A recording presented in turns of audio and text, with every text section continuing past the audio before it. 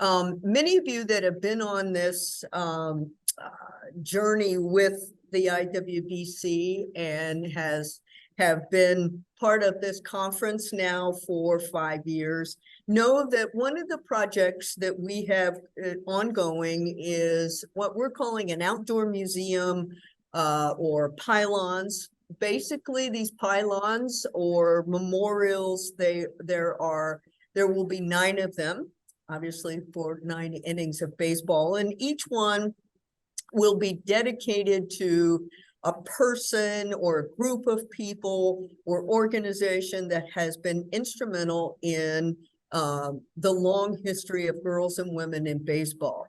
And the first one, I think Leslie's going to pull up some images here. The first one was dedicated to Penny Marshall. And so what you'll see on these images, on the Penny Marshall one, can you pull that one up? It's acting funky. There we go. On the left is the front of that pylon, and then on the right there is the back, and that's the way those are going to be designed. There'll be a front and a back. So just to give you the idea of what some of the current ones are, as I said, this is the first one we did. The second one was dedicated. Do we have those? Yeah. The second one is dedicated to African-American women in baseball. On the top there, you see that design. On the left is the front, and on the right is the back one. The third one was dedicated to now it stopped sharing. Okay, we're having some technical difficulties. Every time you touch it, let me just say that the pylons themselves are each dedicated to a different group. The first one was Penny Marshall. The second one was African-American women in baseball. And the third one is international community. That pylon, there you go. That one is, I think, one of the most stunning. And then the last one was dedicated to umpires. And that too is just an amazing design. We're fortunate tonight to have Rena Selklau, who is responsible for those beautiful designs. And she's going to talk to us a little bit about her process and designing these, and also the design for the newest one. And I have not yet seen that. So I'm also going to be excited and surprised to see what that will look like. Rena, would you like to take it over? Yes, I would. Okay, so can you see me? Oh, sorry. Okay, all right. There she is. Hello. It's nice to see you all. Thank you for that. I had prepared the visuals that, as well, the original pylons, but I think I'll just kind of talk for a minute or so and then just show the new one. Let me just, I'll share my screen. And I didn't know that you were going to do that. So I'm Rena Sokolow, and I grew up in Brooklyn, big Mets fan. Leslie and I have always enjoyed talking about that. Graphic designer. I've done a lot of work in sports for the Boston Globe. I've designed some championship books. I've done some exhibit work in the Canada Sports Hall of Fame. I've always been a sports fan, grew up playing softball, always wanted to play ball. And some years ago, a friend of mine met a friend of a friend, and somehow I became connected and was just thrilled and honored to be involved and to help create the logo. That I get very excited when I get emails showing it on t-shirts and cups and all sorts of things. So the idea for these pylons, like Kat said, was that there would be 9 of them in this kind of rotunda outside of the eventual museum. And my goal as the art director of the pylons is to create a visual that will get to the essence of the impact that women have had in baseball. Each has both been basically an honor and a challenge. How will I inspire a young girl or a woman to pick up a glove or maybe a headset? My ideas flow from the rich histories, forward thinking, and hard work of so many women inspired to live the game that they grew up loving. Many baseball fans look forward to the new schedule and lineups for their favorite teams in the spring. But over the past years, I've looked forward to late summer. And if you know the Mets, not necessarily because they had a shot at the playoffs once in a while, but because this is when Leslie and I would kind of catch up a little bit and begin collaboration on the next pylon for the future museum. And of course, this year was no different. Women have long been making names for themselves as writers and authors, photographers, and broadcasters. So how best do we raise awareness of their work and inspire others to follow? My first thought always goes to what will the title be? And I'll just, share that, with Penny Marshall, I remember talking with her daughter, and she said that her mom always wanted to throw a ball with someone. So I felt like that was a really good line to use for the back of this pylon, to just kind of give it a human touch and the connection. And that's something that, we're always talking about. So you'll see as I go through that all of these have circles. And that's, of course, just a fun way to show people playing ball. And it also relates back to the ball. So that was the first one that we did. And I was at that conference, which was a lot of fun. Then as noted, but here you can just see them, maybe a little bit bigger. This one about women in the Negro leagues. And I came up with this idea of, do you know these names? Because we felt like most people probably didn't. I love to use big typography. 1883 was an important year.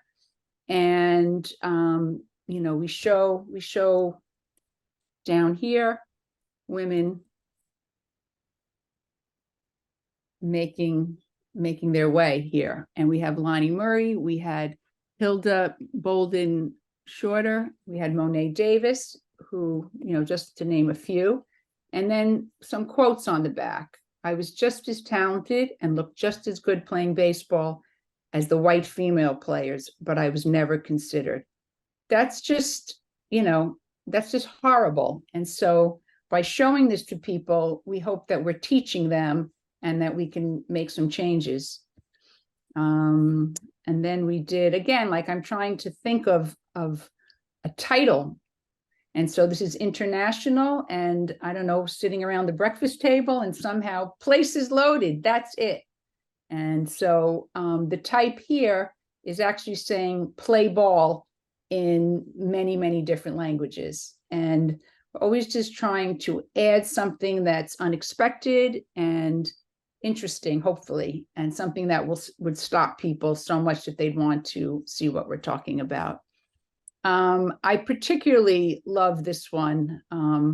Again, she makes the call. When that notion came to me, I was like, okay, this is how we're going to go ahead. And then finally, so this year, again, at the breakfast table, I often include my son and my husband, both big fans and wordsmiths. And John, my husband, said, how about covering the bases? And I said, wow, that is really good. And so here we are this year. Women are involved in baseball as players, authors, writers, photographers, reporters, broadcasters, movie directors, designers, as I worked on Red Sox books, musicians, and illustrators. And let me just make that a little bigger. Sorry. We highlight Jean Firth. Oh my God, thank you for those amazing photos. Getting good photos at high resolution. Leslie and I struggle every time. And of course, Kat And we have Carol Sheldon, Donna Muscarella, and Donna Halper. And then some beautiful photos of women playing baseball. And then to kind of, to round that out, on the back, another beautiful photo of this young girl, just like exuberant in her experience crossing the plate. And then a bunch of heavy hitters, these wonderful, wonderful books, the covers at least. And so I kind of arrange it in a scale so that you have something very large as kind of a big idea. And then we tighten up into the focus of these book covers. And Leslie so nicely wrote on the back here, a great place to start to learn about women in baseball for all ages. You can start with Katie Casey wanting to play in the 1940s, or Effa Manley, who owned the Newark Eagles. Then there were all the women in the AAGPBL in the 40s and 50s. Or maybe you want to read about Monet Davis and her pitching in the Little League World Series. Then there's the chance to be introduced to the whole history in the encyclopedia. It doesn't matter what you're looking for. There are women writing about that story. So this is the fifth one, and it's, you know, it's always a challenge and a pleasure, and I love this group. I wasn't able to join earlier today, but I look forward to watching all the videotapes, and if anybody has any thoughts or questions, I'm happy to answer. Thanks, Rena. You're welcome. You can see what everybody, the comments coming through are people being honored to be included. They love your creativity. It's a slam dunk. Thank you. Yeah. So, and it's so nice that you were able to join us tonight to talk about them and your process. Yeah. It looks like Kat has something she wants to say. I'm just kind of stunned. Well, I'll take that. Thank you for including me. But I'm really touched and surprised and Well, a little speechless. well, you're welcome. Which is kind of awesome. Does anyone have any questions? Right. So thanks, Rena. This was, are we going to share Rena's designs with us? Yes, they will be in the program book, and the new one will be added in as well. So you'll be able to see all of those. Yeah, and I keep hope, you know, every year I'm like, okay, they have to work together because they'll be together, but they also need to work on their own. So I try to use, I've kind of established, like I've said, these circles, and then I use fonts that refer kind of back to uniforms and, you know, old billboards. It's too much for her both. So anyway, I'm very happy to be involved. So thank you. Thank you so much, Rena. That was superb. Great. All right. So we are now.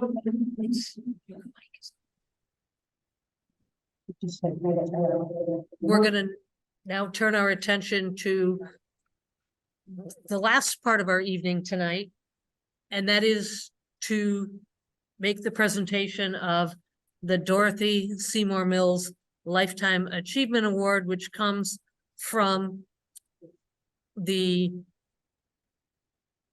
SABR Women in Baseball Committee. And so we wanted to tell you to begin with just a little bit about Dorothy Seymour Mills and who she was and why this award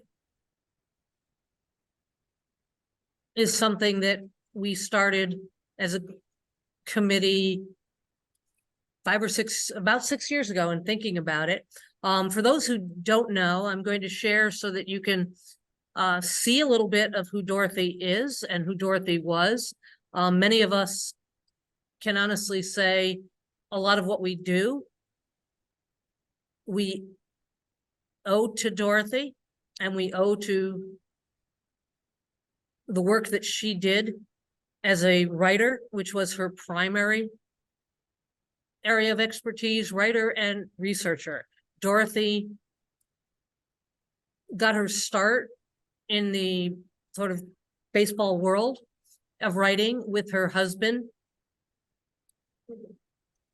Harold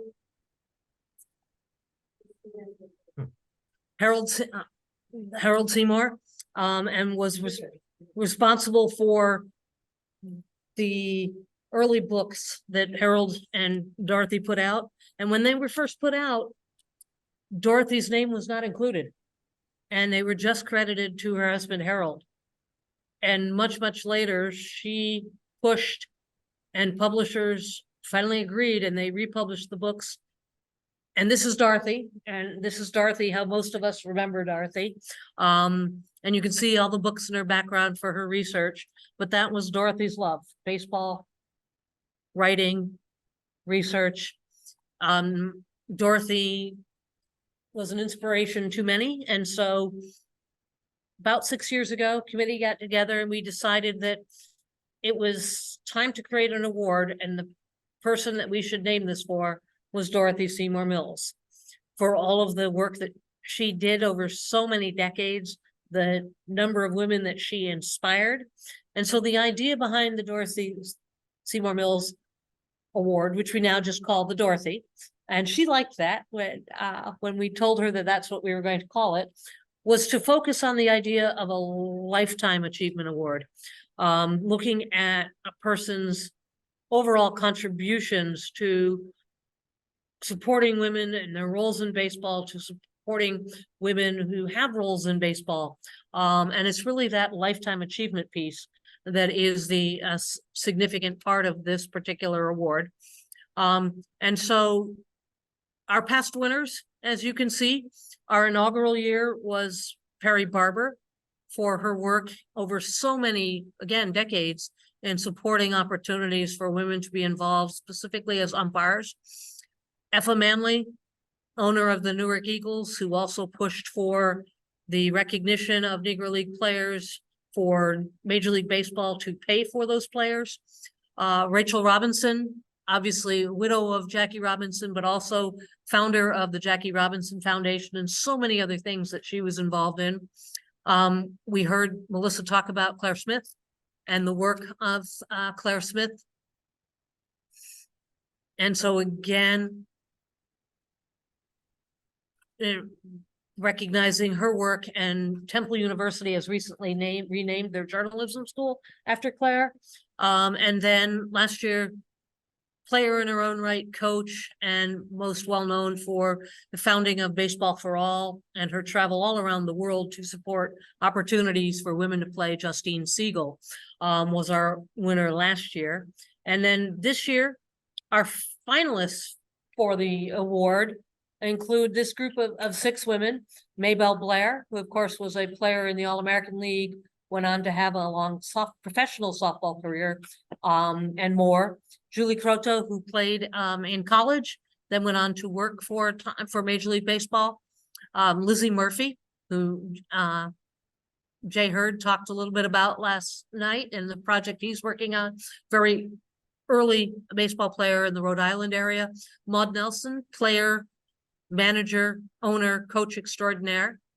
Ashley Stevenson for her play and coaching, and Toni Stone, recognized for her play in the Negro Leagues, and her efforts there. And that will bring us, and I'm just going to stop on this slide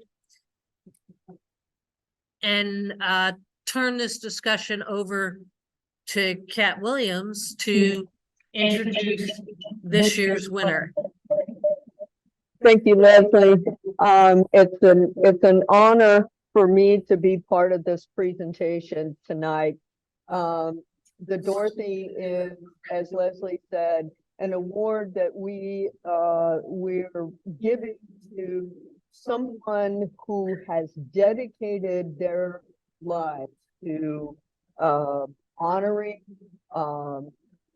women in baseball, They could be a woman in baseball. They could be someone who played the game or umpired or just believed that it was important that all girls and women have an opportunity to be part of the game, to be part of the game in any way they see fit.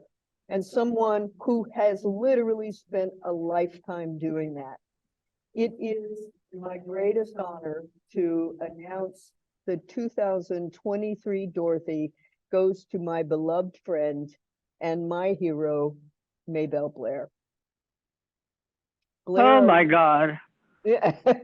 Blair is Oh, us by telephone, folks. oh. I can't believe this. Are you out of your minds? Well, you can't see this, but we've got some really awesome pictures of you up here throwing the ball. I mean, you're looking pretty good. Oh my God, I can't believe this. I don't even belong in the same ball game as those girls. Oh my goodness. Somebody made a mistake somewhere along the line. Well, you know, you remember a couple of years ago, I read a quote from Amelia Earhart that said, some of us have runways already built for us, and those who do should take off. But if you don't, get out your shovel and dig one for yourself and everybody coming up behind you. And that's what you've been doing. And this committee and these people know that. And we thank you for that. And you deserve this and much more. Oh my God, I want to thank everybody for even beginning to think such a thing. And I'm absolutely speechless for the first time in my life. I can't hardly handle this. But I'm absolutely stunned. Well, we are stunned by what you continue to do. There may be some folks on here who want to say hi.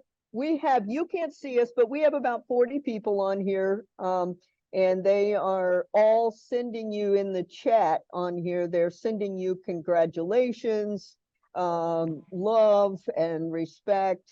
And if you have a couple of minutes, there may be a few people who want to say hi to you or ask you a question. Are you okay with that?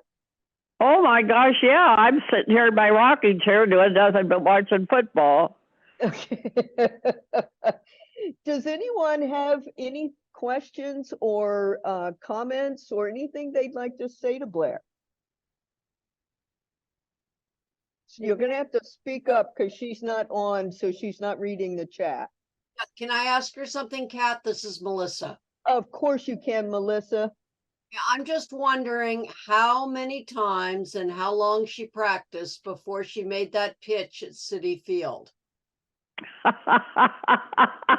I'm telling you, I was never so happy in my life as I was at Citi Field. Alex Cohen treated me like a queen, so I knew that I had to get up there and throw a strike or I was in deep trouble. Well, I loved every minute of it. We've often heard about presidents, for example, going out, next to the White House and having someone there to toss a ball to over and over and over again, so they're sure they can throw that strike. Now, did you have to go out and do that somewhere? No, but I tell you what was able to do way before it started. They took me out to the bullpen and I was watching some of the pitchers warm up. So I got to throw a few out in the bullpen, and that was so much fun. And it was absolutely remarkable, and what a joyous day I did have. And I was very fortunate I got to win the first award in her new foundation, and I got to win it. Well, all of us had great fun watching the video. I've watched it a few times, probably more than you practiced pitching. I'm sure of that, I tell you. But I'm so grateful for everything that's happened today. I'll never forget it. I want to thank everybody that was involved and who even thought of me as such an honor. So from the bottom of my heart, I want to thank all of you And let's all keep up the good work and promote women in baseball.